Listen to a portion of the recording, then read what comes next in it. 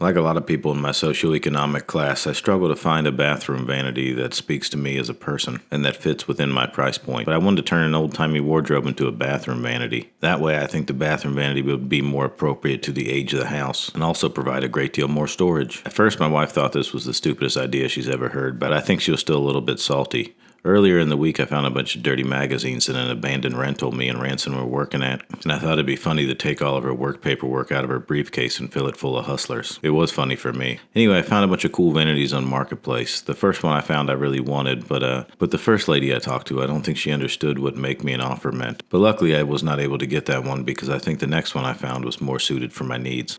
The one I ended up with was slightly larger than what I was planning for, thus putting my plumbing and electrical out of center. My plumbing being out of center actually worked well for the project, but I had to move the light over. The outlet and switch were actually the tricky parts because I wanted them over the countertop, but I didn't really have much of a hole to slide it through, and I didn't really want to cut up the mirror, so I fabricated this fancy-ass switch. This cut's pretty precise, but you can get pretty precise when it takes you 5 tries. And before some hall monitor tells me that this outlet cover isn't code, let me tell you something. When freedom is outlawed, only the outlaws are free. The outlet and switch situation and the light moved over, mudded and taped, I can begin to get into the nitty-gritty of this whole thing. I elected to go with a drop-in sink. I don't have the carpentry balls to try to route around and put it in an undermount sink. Based on some quick internet research, the Morton Furniture Company in Sheboygan burnt down in 1887, meaning that this had to be built there sometime prior to that, and I would like to mitigate my risk of ruining a piece of American history. Whether I'm ruining it to make it into a bathroom vanity, I guess is debatable, but at minimum it'll still function as a beautiful piece of furniture. That said, I slightly miscalculated the layout, lost a 1/4 inch on the back of the dresser, so I had to take a little bit out of the trim that holds the mirror steady.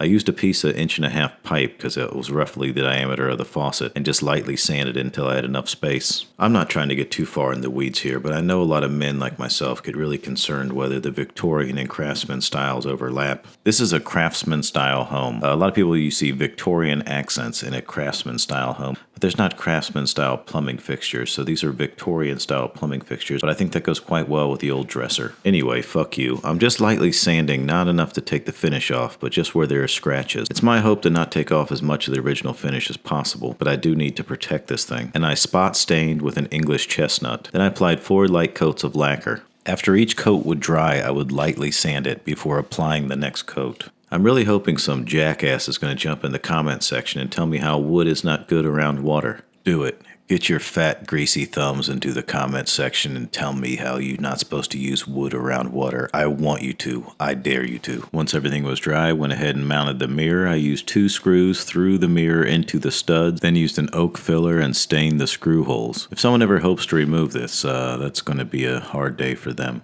And after that, I put a nice bead of silicone between the mirror and the top of the dresser. Then I had to run all the water lines. Big fucking whoopty. The fixtures mounted like it was a typical top. I wanted to do all the plumbing fixtures before putting in the sink. That way I'd have to crawl underneath it as much as I would have had to otherwise. A consistent kablob of clear silicone would not only hold the sink in place, it'll seal it from any water dropping down into the inside of the dresser. I tried a few different configurations for the wastewater. I wanted one that would allow the minimum interference with the drawers. As much as the drawers I could still use, the better. Otherwise, what's the goddamn point of having a dresser as a vanity if you can't even use the fucking drawers? Which I did know I would lose the top 2 drawers. I didn't want to find a way to mount them that I could take them off when needed in case I ever had to service the sink. Lucky for me, I live very close to Xenia Glass and Lock. If you ever need some old-timey locks or some glass, give my friends at Xenia Glass a shout. And if you ever go down there, tell them Luke sent you, and they'll be like, "Who's Luke?" And then just go on purchasing whatever it is you're going to buy. So I locked the top,